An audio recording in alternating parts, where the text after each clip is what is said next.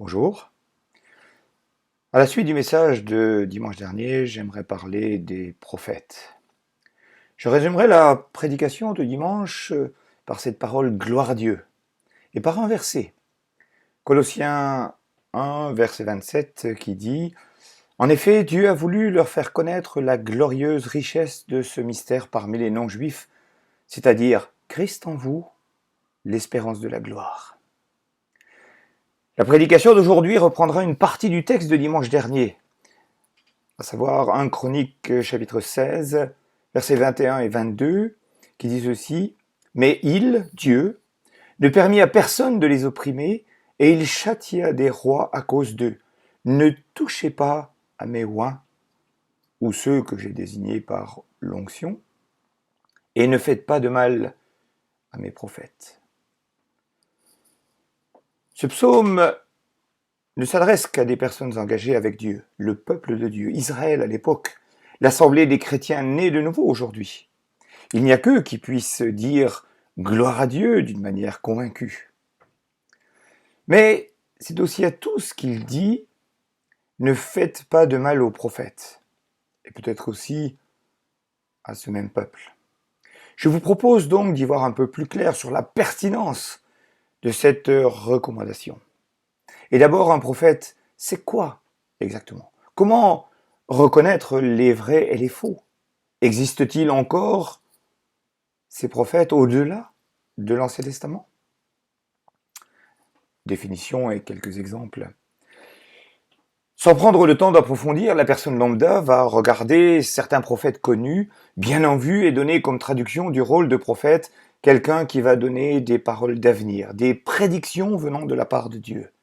On va citer fréquemment Jérémie, Ézéchiel, Daniel, Moïse avec un peu plus de mal, mais on sera gêné aux entournures avec l'apôtre Jean, qui a quand même écrit l'Apocalypse, sans être appelé réellement prophète. La réalité veut en fait que ces prophètes soient des porte-paroles de Dieu, des prédicateurs, comme l'indique un article très intéressant qui dit « Le terme hébreu, nabi, procède sans doute d'une racine évoquant l'appel, au sens actif. Il désignerait le prédicateur, et au sens passif, l'appelé de Dieu. L'office de prophète est, en tout cas, celui de porte-parole de la divinité. La vocation de Jérémie le définit simplement par « J'ai mis mes paroles dans ta bouche » Jérémie 1, verset 9. Aaron, comme porte-parole de Moïse, devient son prophète. Moïse jouant pour lui le rôle de Dieu. Ésaïe 4, verset 16 et 7, verset 1er. L'introduction fréquente « Ainsi parle le Seigneur » reprend celle des ambassadeurs ou des héros du roi. Exode 5, verset 10, ou 1 roi 20, verset 5, etc. L'autre formule qui ponctue le discours prophétique, déclaration du Seigneur, a la même portée, ainsi que le solennel « La bouche du Seigneur a parlé ». Les prophètes ont part au secret du Seigneur. Ils assistent, en quelque sorte, à son conseil secret. Amos 3, verset 7 et Jérémie 23, verset 22. C'est le même mot qui se trouve dans les deux passages. Et ils sont mandatés pour en divulguer les décrets. Fin de citation. Le prophète est donc bien à regarder comme porte-parole et comme prédicateur. Pour finir avec la définition, il faudra reprendre les paroles de Paul dans 1 Corinthiens 14, qu'un article explique de la manière suivante. L'apôtre Paul soulignera l'intelligibilité de la prophétie. 1 Corinthiens 14, versets 3, 9 et 19, je cite. Ce verset 3 dit « Celui qui prophétise au contraire parle aux hommes, les édifie, les exhorte et les console. » Ainsi, Paul parle plus du partage et l'explication de la parole de Dieu dans une étude biblique ou une prédication que d'une révélation particulière des temps futurs ou une dénonciation en public de certains aspects de la vie d'une personne de l'Assemblée. Certes, on va parler aussi d'autres choses dans la parole de Dieu en parlant des prophètes, et on parlera des petits prophètes. Rien à voir avec leur taille physique, ni leur niveau de relation avec le Seigneur, mais juste la longueur de leurs écrits. Vous savez, tous ces livres de l'Ancien Testament qu'on a souvent du mal à trouver. On parlera aussi des écoles des prophètes, plusieurs fois évoquées à l'époque d'Élie et d'Élisée, entre autres. Pourrait-on les assimiler à nos écoles bibliques? Il y avait donc foule de prophètes qui n'avaient pas de renommée spéciale, mais qui étaient oints par Dieu pour leur ministère. C'était un peu comme au football. Si je le limite à ma vision des joueurs internationaux, Ribéry, Messi, Pelé, Ronaldo, Zidane, moi je n'y connais pas trop, mais j'ai entendu ces noms déjà. Et que j'oublie tous les autres professionnels ou non, voire ceux qui jouent en non-pro et qui sont des vrais joueurs de foot, et certains avec une très belle qualité de jeu. Mais on ne peut pas oublier non plus les prophètes des idoles. On en parlera un peu après. Mais on connaît bien notamment cette expression, les prophètes de Baal, dans l'Ancien Testament, dont Élie en a exécuté plus de 400 à la fin de son ministère. 1 Roi 18 va décrire ce moment où la reine Jézabel avait tué les prophètes de Dieu. Abias, ne pas confondre avec celui dont le livre porte son nom, avait caché 100 prophètes de Dieu dans une caverne, et Élie vit le feu du ciel consumer son holocauste comme preuve de l'existence de Dieu devant ces prophètes de Baal incrédules qu'il a décapités. Puis, il y a des personnes un petit peu spéciales, comme Balaam, qui prétendent suivre Dieu et se laissent payer pour maudire le peuple de Dieu, puis il le bénira quand même. Apocalypse 2, verset 14, parlera encore de la fausse doctrine de Balaam. Pourtant, Balaam, c'est loin dans l'histoire. Hein. Bien sûr, il y a des grandes prédictions, comme celle d'Ézéchiel, chapitre 11, verset 19 et 36, verset 26, parlant de la venue du Saint-Esprit, de la nouvelle naissance, puisqu'il dit « changer le cœur de pierre en cœur de chair ». Ésaïe, dans le chapitre 53, racontant la mort de Christ, 8 siècles avant les faits. Mais il y a tout le reste, beaucoup plus discret, mais pas moins conséquent. Combien y a-t-il de passages dits messianiques? Je ne saurais dire. Mais ces grandes prophéties précitées ne sont qu'une petite partie du dessus visible de l'iceberg de la vie et l'enseignement des prophètes. Juste une remarque. On notera que rien ne nous est rapporté pendant la période de 400 ans entre Malachie et les évangiles. Dieu ne parlait plus avant l'arrivée de Jésus. Deuxième grand point, les faux prophètes. Existent-ils encore aujourd'hui? Faut-il les dénoncer? J'ai pu rencontrer personnellement des personnes qui se font appeler apôtres parce que, disent-ils, ils ont vu Jésus. D'autres se font appeler prophètes, d'autres docteurs, d'autres monseigneurs, d'autres encore révérends, et d'autres par leur prénom. Il faut avouer qu'il est difficile de s'y retrouver. L'un d'eux, qui se fait appeler prophète Kakou, possède une certitude au-delà de toute mesure, mentionnant que le vrai et le seul prophète est celui qui sera vivant lors de l'avènement du Seigneur. Et aujourd'hui, évidemment, c'est lui. À chacun d'en juger.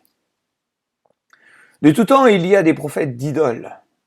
Et l'Ancien Testament regorge d'exemples puisque, malheureusement, certains ont été importés, notamment par mariage, avec des femmes venues hors du peuple de Dieu, contrairement à la volonté de Dieu.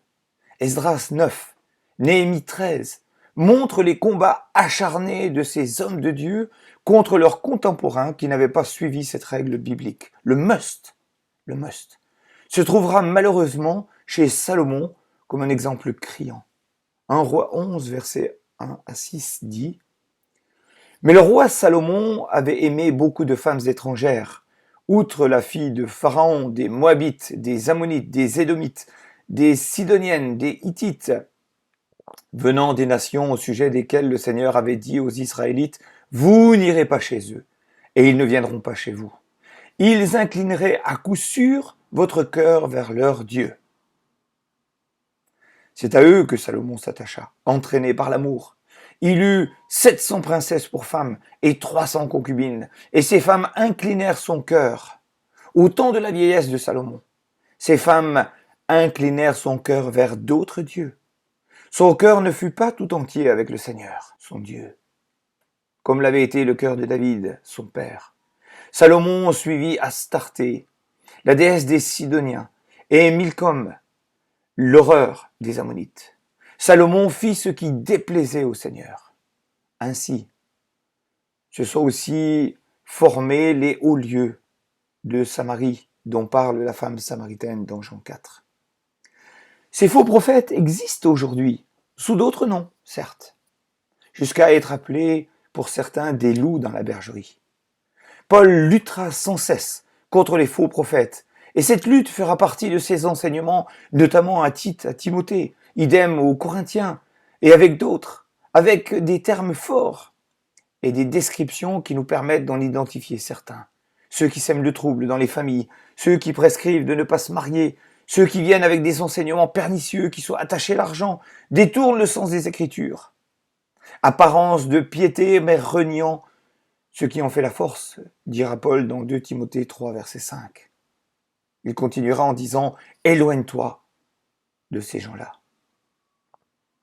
L'apôtre Pierre, dans 2 Pierre chapitre 2, combattra la même chose avec la même vigueur. C'est un des passages les plus connus sur le sujet. Faut-il excuser les faux prophètes? Je suis sûr que ce n'est pas la pensée du Seigneur. Éviter, oui, c'est le conseil de Dieu. Excuser, non. En 2016, il y a eu cette annonce à tous ceux qui ont cru à l'enlèvement, à ce Rosh Hashanah, une fête juive. Nous n'avons pas à avoir honte d'avoir cru en son retour à cette date. Nous nous sommes trompés, car notre cœur le voulait tellement. Qui blâmer? Personne. Car Claude I, le prophète, a peut-être cru bien faire, et nous ne pouvons pas lui jeter la pierre, car nous sommes tous pécheurs.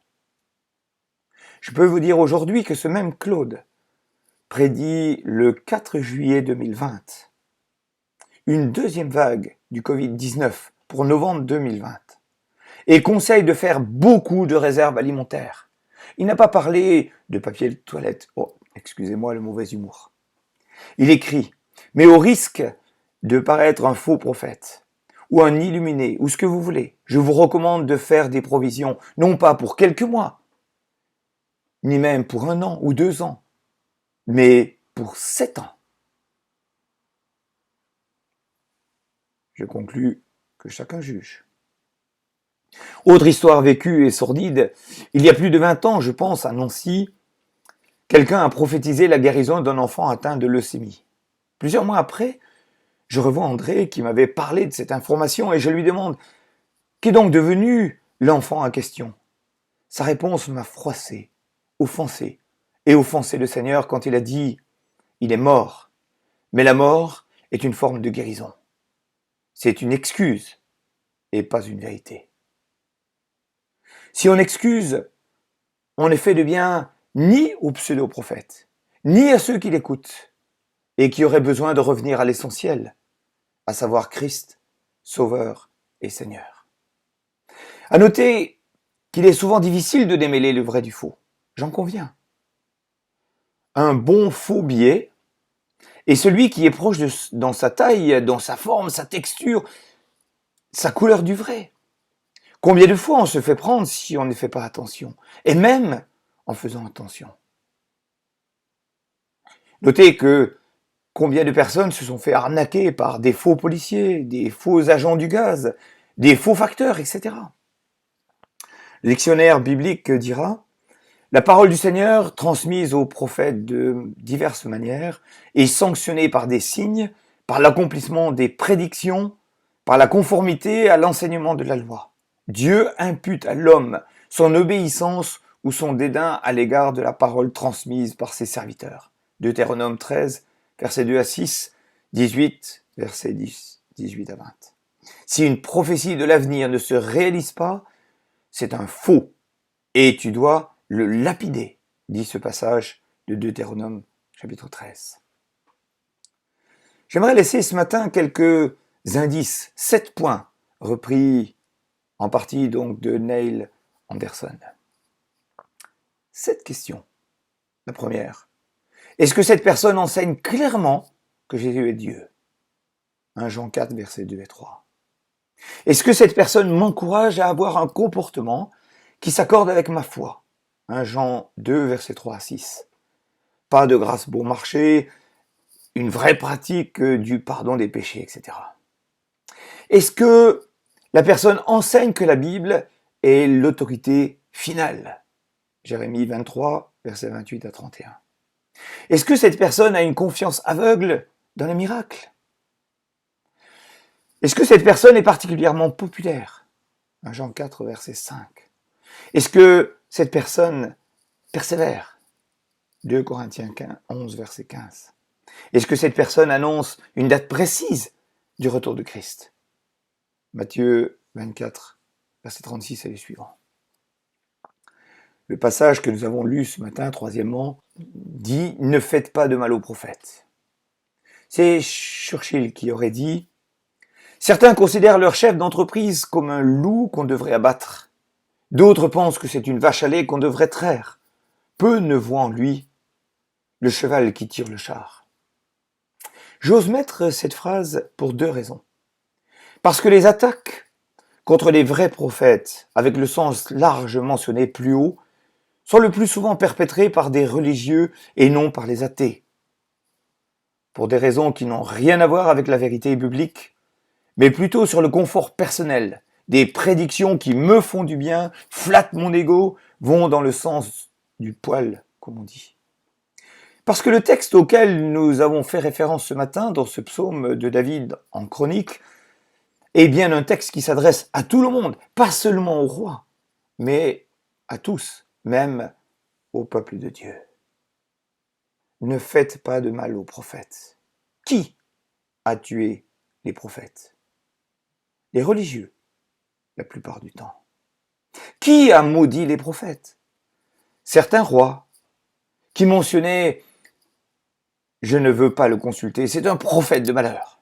Je me souviens de Saül pour qui Samuel était devenu franchement insupportable. Qui a tué Jésus physiquement?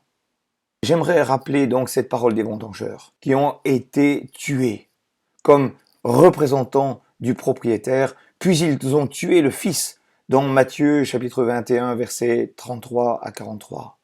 Acte 7 verset 52 dira « Lequel des prophètes vos pères n'ont-ils pas persécuté? Et ils ont tué ceux qui annonçaient d'avance la venue du juste, que vous avez livré maintenant et dont vous avez été les meurtriers. Comme on a tué les prophètes, on a aussi tué les apôtres, et on garde la promesse d'être aussi persécuté si on vit vraiment notre foi. 2 Timothée 3, verset 12. J'aimerais laisser quelques conseils pratiques. Ne payez jamais. Ne vous laissez jamais tenter pour qu'on vous fasse découvrir votre avenir. Quand, en démarchage téléphonique, on me propose un rendez-vous pour une consultation auprès d'un médium, j'ose répondre que c'est un mauvais médium. Et je leur donne ma raison. Si c'était un bon médium, il aurait su qu'il ne fallait pas m'appeler. Notre avenir, il appartient au Seigneur. Souvenons-nous que c'est le Seigneur qui conduit ses enfants. L'avenir est voilé, certes. Nous ne sommes pas Dieu, mais Jésus nous précède. Il parle tantôt d'une manière, tantôt d'une autre. Malheureusement, on n'y prend point garde. Job 33, verset 14. Des prophètes. Des prophètes qui utilisent des versets bibliques qui ne sont pas un gage de proximité divine. Ce n'est pas ceux qui disent « Seigneur » qui entreront dans le royaume de Dieu, mais seulement ceux qui font la volonté de Dieu. Matthieu 7, versets 21 et 22. Ce sont des techniques de vrais faux prophètes, et Satan a fait ainsi devant Jésus. Un autre conseil, Dieu garde ses enfants et ses prophètes, mais ce n'est pas toujours les païens qui les tuent, mais plus souvent les religieux, comme Christ a été persécuté, le seront aussi. Autre conseil, je prie que Dieu garde la fin de vie de ses prophètes comme exemple discret. Hébreux 13 dit, regardez la fin de leur vie et imitez leur foi. Prions donc pour tous ceux qui ont des responsabilités dans l'enseignement de la parole, le partage de l'évangile en cela seul ou en public, l'enseignement des enfants, etc., etc. Autre conseil encore, gardons-nous de commander Dieu ou de prendre sa place. Le prophète de Dieu, c'est comme le technicien. J'ai appris dans mes études qu'un ingénieur est celui qui sait et qu'un technicien était celui qui savait où trouver la solution. Soyons donc de bons techniciens de Dieu que nous servons. Dernier conseil, soyons aussi des béréens, vous savez, dans les actes, pour mettre ensemble les paroles prononcées au crible de la Bible, de toute la Bible et que de la Bible, pour que nous laissions ainsi Dieu aux commandes.